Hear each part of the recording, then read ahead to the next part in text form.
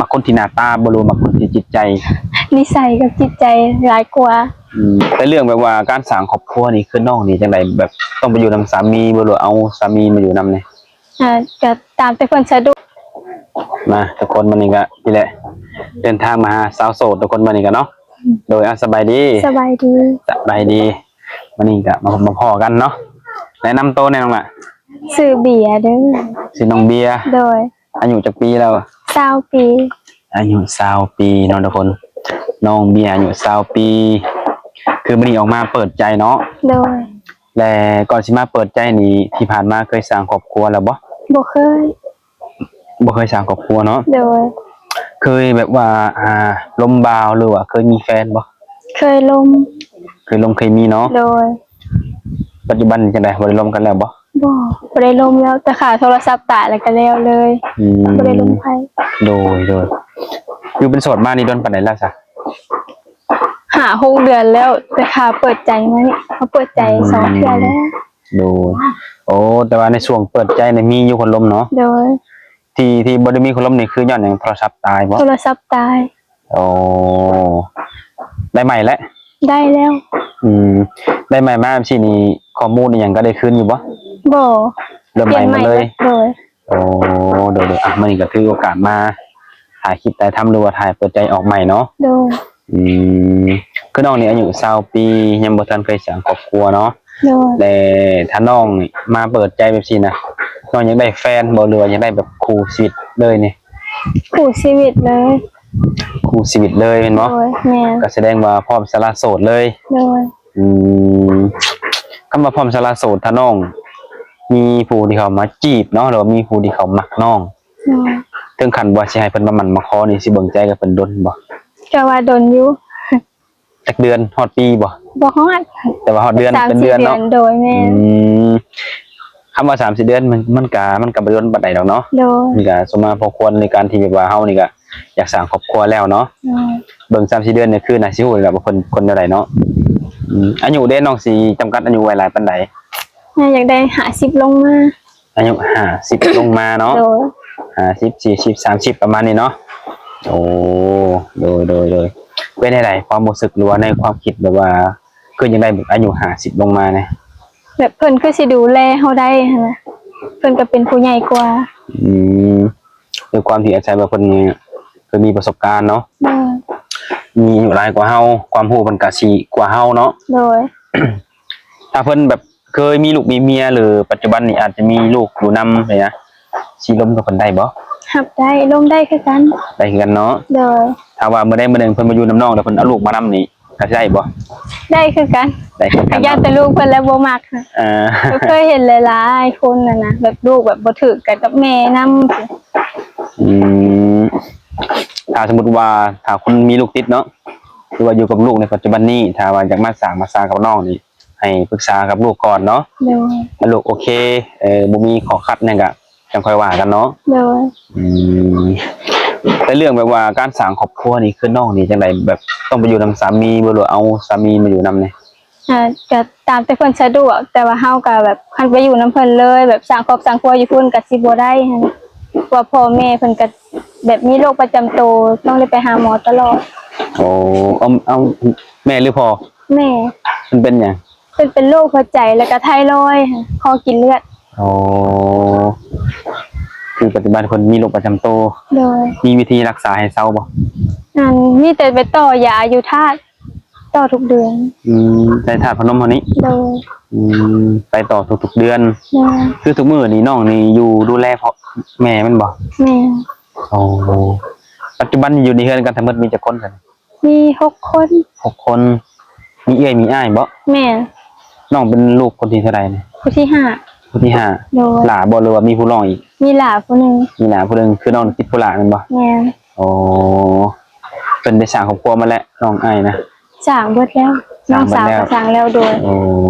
ยังแต่น้องบ่เคยสร้างเทื่อเนาะยังแต่เฮาก็ถือว่าจังได๋มีความคิดที่จะสร้างครอบครัวแล้วเนาะเว้าโดยรวมแล้วน้องนี่ถ้าว่าอยากได้คู่ชีวิตหรือว่าอยากได้สามีน้องอยากได้แบบใดคนแบบใด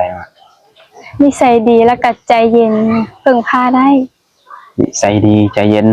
แบบไม่เฮานี่พึ่งพาอาศัยเพิ่นได้เนาะ โดย ถึงอาจจะบ่พึ่งพาแบบให้เต็มร้อยกันอย่างน้อยก็ให้ได้พึ่งเนาะ โดย เพราะว่า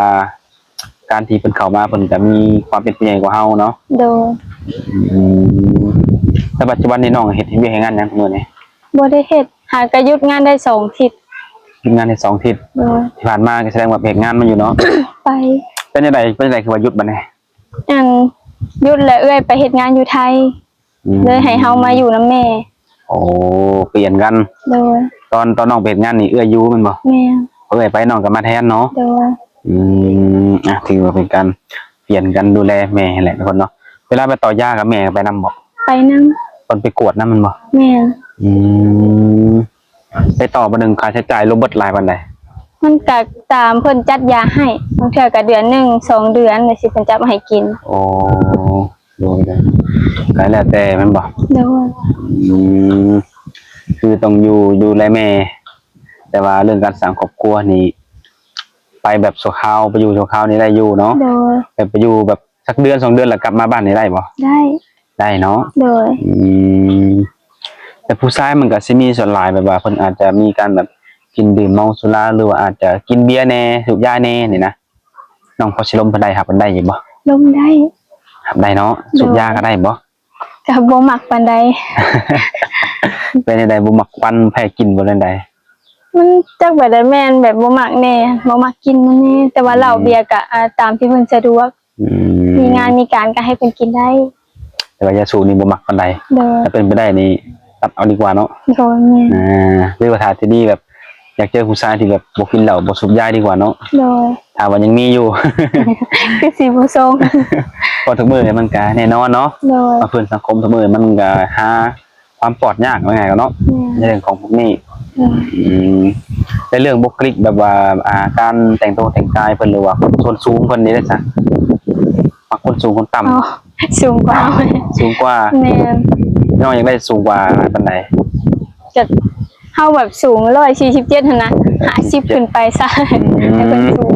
น้องนี่สูง147โดย น้ำหนักน้องหลายปานใดตอนนี้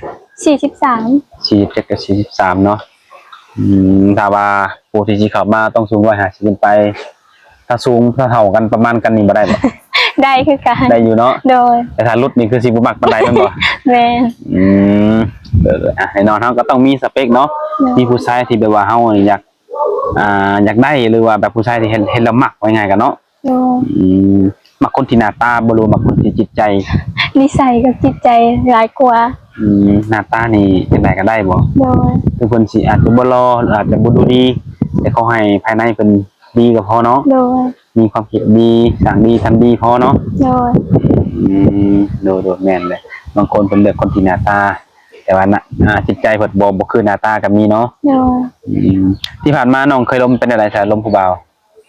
แต่ล่มกับแบบบางเทื่อเพิ่นก็บ่เข้าใจบางเทื่อเพิ่นบ่เข้าใจเฮาบ่มีเวลาให้เพิ่นนะเฮ็ดงานจังซี่ช่วงนั้นแบบเฮ็ดงานหลายแฮงจนบ่มีเวลาเล่นโทรศัพท์นั่นแหละ โอ้แต่เพิ่นบ่ยอมเข้าใจมันบ่ แม่น แสดงว่าเพิ่นอยากให้น้องนี่คุยโทรศัพท์กับเพิ่นตลอด24ชั่วโมง แม่น บ่อยากเอาสูตรนี้น้องหลานมานี่เด้อ ดูแลน้องเดือนเท่าละหมื่นเท่านี้หมื่นว่าซี่น้องก็จังบ่ได้ไปเฮ็ดเวียกว่าซี่ ส่วนหลายมันก็บ่มีแนวนั้นแหละ จังว่าได้เฮ็ดงาน นั่นแหละเฮาต้องยื่นเสนอให้เพิ่นถ้าว่าเจออีกเด้อถ้าอ้ายบ่อยากให้น้องเฮ็ดเวียกอยากให้น้องเฮ็ดตอบแชทอ้ายตลอดเวลาอ้ายให้น้องลดเดือนเท่านี้ว่าซี่ โดย น้องก็จังบ่ได้เฮ็ดเวียกว่าซี่การเฮ็ดเวียกนี่คือเฮาก็บ่มีเงินเนาะ แม่น เราต้องหาเงินใช้จ่ายแต่ละมื้อได้ให้เข้าใจหนุ่มๆเนาะ โดย บ่แม่นว่าสิมาว่าเจาะจงเรื่องเงินเรื่องคำดอกสำหรับผู้ที่ว่าบ่เข้าใจกับคนแบบเฮานี่ที่มีเหตุงานหาเงินเนาะ แม่น โอ้ยทุกคนจะต้องเลือกอยู่ว่าคนต้องเป็นคนไทยคนลาว จะบ่เลือกลมได้ ได้บ่ โดยฟัง ที่ผ่านมาได้จะเคยลมหนุ่มไทยบ่ลมหนุ่มลาว หนุ่มไทย เคยหนุ่มไทยเนาะ โดย คนมีอายุบ่ลมเท่านั้นกะ มี40ปลาย 20ปลาย โดย อายุเพิ่นก็หลายกว่า แต่เพิ่นก็ยังบ่ยอมที่จะเข้าใจเนาะ โดย อืมน้องก็บอกเพิ่นบ่ในช่วงที่คุยกับคุณก่อนที่ว่าน้องเฮ็ดเวียก บอกตลอด บอกตลอด เพิ่นก็ฮู้ว่าเฮาไปเฮ็ดเวียกแต่ว่าบางเทื่อมันมาเมื่อยหั้นนะเฮ็ดเวียกเมื่อยบางเทื่อก็จะแบบ มาแล้วก็เฮ็ดเวียกอีหยังหลายอย่างหั้นนะแล้วเพิ่นก็แบบเฮาบ่ได้แซดบ่ได้บอกอีหยังเพิ่นก็เว้ามาหลายแนว ก็ใส่สารพัดมันบ่ แบบเพิ่นบ่ได้เข้าใจหั้นนะ โอ้เป็นแล้วในช่วงนั้นน้องคิดว่าจังได๋ซะ เฮาคิดว่าเอาแบบเฮ้ยแบบฮู้อยู่หั้นนะว่าเฮาเฮ็ดงานจ้ะ โดย แต่ตอนที่แบบล่มกันได้บ่โดนหาตอนแบบเฮาว่าคันเพิ่นก็ว่าเข้าใจเข้าใจอ้ายก็เฮ็ดงานคือกันนะมันก็ต้องมีมือเฮาเมื่อยมือเฮาบ่ได้เล่นโทรศัพท์แต่พอถึกที่เฮาแล้วมันบ่ได้หั่นนะ โอ้ก็ถึงช่วงเฮ็ดงานนี่น้องก็บ่ได้ต่อว่าเพิ่นแม่นบ่ บ่ ก็เข้าใจว่าเพิ่นเฮ็ดงานเนาะ โดย แต่ความที่ว่าต่างคนต่างเฮ็ดงานคือกันเนาะ แม่น โอ้บ่ถึกที่น้องแล้วเพิ่นบ่ยังเข้าใจ แม่น นี่แหละคนเฮามันก็คนคือกันแต่ว่าความคิดมันก็บ่คือกันเนาะ โดย สร้างจังไดมื้อนี้ก็ออกมาเปิดใจอีกเทื่อนึงเนาะ โดย ก็ขอให้เจอคนที่ว่าเขาอกเข้าใจ คือน้องอาจจะบ่เฮ็ดงานในตอนนี้แต่ว่าต้องดูแลแม่ว่าไงกันเนาะ แม่น เวียกงานเฮือนซ่านนี่น้องเป็นผู้ดูแลหมดแม่นบ่ แม่น อืมการแต่งอยู่แต่งกินนี่น้องเฮ็ดได้เบิดบ่ เฮ็ดได้เบิด ได้เบิดเนาะ โดย ก็ถือว่าในเรื่องครัวเรื่องหยังนี่บ่ให้ตกบกขาดบกคดข้องว่าไงกันเนาะ โดย คือสามารถทำได้เบิดเลยถ้าไปอยู่นำสามีก็สามารถเข้าครัวได้เลยแม่นบ่ แม่น บ่ต้องจ้างแม่บ้านเนาะ โดย อืมในช่วงนั้นที่น้องเปิดใจเนี่ยเคยมีคนอยากมาหาน้องอยู่บ่ เคย หรือเพิ่นได้มาบ่ เปิดบ่ เพิ่นเว้าซื่อๆบ่ แม่สิไปหาจังซี่เฮาว่ามาได้สิเป็นหยังมาลินอยู่เพื่อนเพิ่นก็ถามว่าตำรวจบ่จับบ่ซั่นซี่นะ โอ้ เฮาก็อธิบายไปพ่อแม่ก็รับรู้เพิ่นก็อธิบายให้ฟัง แต่เพิ่นก็บ่ได้ว่าสิมาดอกเพิ่นบอกไป เพิ่นแสดงเพิ่นถามไว้เนาะ แม่นว่าร อบนี้เพิ่นมาแบบเซอร์ไพรส์เลยเด้จ้ะ ได้บ่ ได้คือกัน ได้คือกันเนาะ โดย ช่วงนี้น้องก็อาจจะอยู่เพื่อนอยู่ดอกช่วงนี้เนาะ โดย บ่แน่บางทีเพิ่นอาจจะให้ทาง YouTube มาหรือว่าให้หมู่เพื่อนเนาะพามาหาน้องนี่ก็คือในกรณีหรือปัจจุบันนี้ก็ถ้าเพิ่นอยากมาก็เข้ามาได้เห็นบ่ แม่น แบบมาลินมาเยี่ยมมายามน้ำน้องเนาะ โดย มาเบิ่งความเป็นจริงมาเบิ่งว่าปัจจุบันนี้น้องเฮ็ดหยังแน่อยู่ดูแลแม่คือเว้าบ่เนาะ โดย สงกรานต์วางแผนสิไปไสอยู่บ่สงกรานต์ โอ้ย บ่เคยได้ไปลินทางไหนจักเทื่อ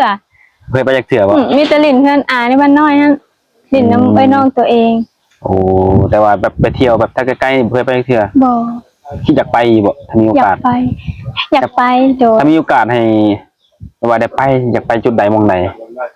อยากไปแถวเมืองเฟือง เมืองเฟือง โดยเห็นคนรีวิวนะ หลายคนนี่จะไปเที่ยวเมืองเฟืองเนี่ย บอนลินบอนเที่ยวมันงามบ่ แม่ ถ้ามีโอกาสอยากไปพุ่นเนาะโดยกับบ่แน่บางทีเจอหนุ่มๆแบบว่าถึกอกถึกใจหรือว่าถึกสายตากับน้องอาจจะพาน้องไปเที่ยวก็ได้ แต่ว่าน้องสะดวกไปแม่นบ่ โดยสะดวก ถ้าน้องไปภาษีอยู่ดูแลแม่ก่อน ป้าไปบ่ได้โดน ได้อยู่เจ้าสาว บางทีแบบไปยังบ่อยากเมื่อยังหลินยังม่วนอยู่เหรอไปกลับแบบไปแบบมื้อ2มื้อยังกลับนี่บ่ได้บ่ซะ ได้คือกัน โดยแต่บ่แน่บางทีการไปเที่ยวเนาะ โดย โดนๆสิได้ไปเทื่อนึงบางทีไปเที่ยวจนเพลินยังบ่พอยังม่วนอยู่อ้ายเหรอ ทุกคนเนาะว่าเผื่อไว้เผื่อบ่มีเนาะแต่ว่าในการสร้างชีวิตของน้องนี่แต่ว่าล้มกันไปก็น้องว่าเดือน2เดือน3เดือนนี่แล้วเพิ่นอยากห้องมาขอนี่ได้บ่ ได้คือกัน ได้คือกันเนาะ โดย แต่มาขอเราแต่งเลยได้จัง มาทีวีอยู่บ่ ถ้าว่ามีน้องสิรับบ่ รับได้ รับเนาะ โดย บ่แน่ได้บางทีคือน้องจำกัดอายุเวลาบางทีเพิ่นก็บ่อยากรอนานหันนะ โดย ถ้าคุยกันเดือน2เดือนน้องก็โอเคอ้ายเพิ่นก็โอเคเรื่องค่าดองค่าสอดอ้ายเพิ่นรับรับได้ก็เพิ่นมาแต่งเลยนี่ก็ได้เนาะ ได้คือกัน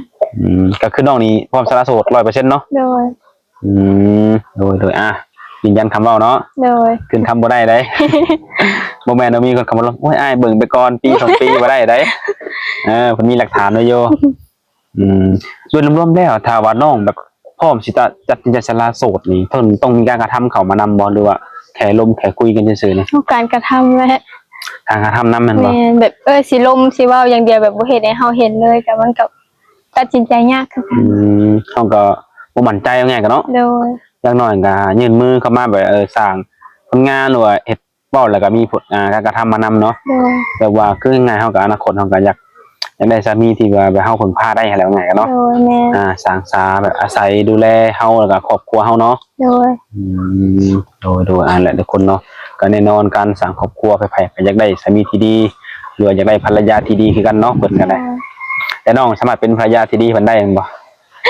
ว่าร้อยอยู่ ว่ารออยู่เนาะ โดย ด้วยความที่ยังบ่มีประสบการณ์เนาะ โดย ก็คันถามว่ามีก็สิฮู้เองแหละว่า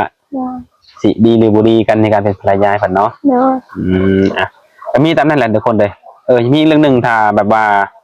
เพิ่นอยากโอ้อยากล้มกับน้องหรือว่าอยากโทรอยากล้มอยากแชทอยากคุยนี่มีหยังแหน่เพิ่นเนี่ย ทางเฟซแล้วก็ไลน์ มีเฟซมีไลน์เนาะ โดย เป็นเบอร์ WhatsApp นี่บ่มีบ่ มันตั้งบ่ได้ ตั้งบ่ได้บ่ โดย เคยให้หามาตั้งอยู่บ่ ยังบ่ได้ไปห้านเฮาตั้งเอง โอ้ แต่ยังบ่ได้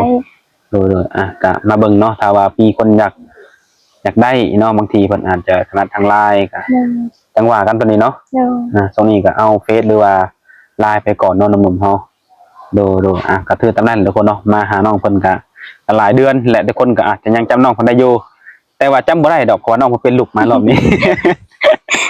ว่าสิท่วงอยู่เนาะเป็นจังไดตัดผมสั้นบ่บัดนี้ โอ้ยไปห้านแล้วบ่ได้อยากได้ทรงนี้ อ๋อ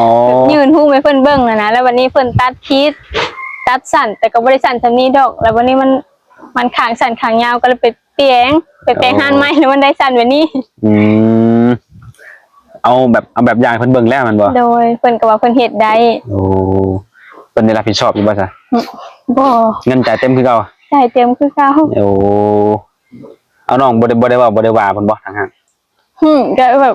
ก็ช่างเพิ่นสินะแบบเพิ่นก็คือสิแบบบ่เป็นแต่แบบฮับซื่อๆก็อยากก็เลยยากมันสิยาวอยู่อ่ะ แต่คือความหมายเพิ่นนี่มีความผิดแน่นอนเนาะ แม่น เรื่องความผิดหยังผิดที่ว่าเพิ่นบ่รับเพิ่นว่าเพิ่นเฮ็ดได้นั่นแหละเนาะ โดย ถ้าเพิ่นว่าเอ้ยเฮ็ดบ่ได้บ่เฮ็ดจักเทื่อแต่น้องยืนยันบ่เป็นหยังได้บ่ได้ก็บ่เป็นหยังจังซี่ก็ยังว่าใครเนาะ โดย แต่ก็อย่าแต่ว่าคือน้องเพิ่นเป็นคนบ่มักยากเนาะบ่ได้หันนี่ก็ไปแปลงหันใหม่ โดย อย่าดอกจะนอนมันก็โป่งดอกผมเนาะ โดยโอเคทุกคนกลับเป็นกำลังใจให้น้องเพิ่นได้พอพอนุคุยไว้เนาะภายในปีนี้หรือว่า2-3 เดือนนี้แหละทุกคนเลยให้เพิ่นพ่อซะเนาะ โดย มื้อนี้ก็ขอขอบใจน้องที่เสียสละเวลามาให้ทางเฮาได้อบรมในการสัมภาษณ์ให้หนุ่มๆได้รับชมนำกันเนาะหรือว่าสนใจกันอยากสร้างครอบครัวก็เข้ามาคุยกับน้องเพิ่นก่อนได้ทุกคนเนาะเวลาคุยกันประมาณเดือน2 เดือน 3 เดือนหรือว่า4-5 เดือนก็แล้วแต่จะตกลงกันเนาะ โดย โดยมื้อนี้ครับสนิทก่อนพบกันในมื้อหน้าโดยสบายดี สบายดี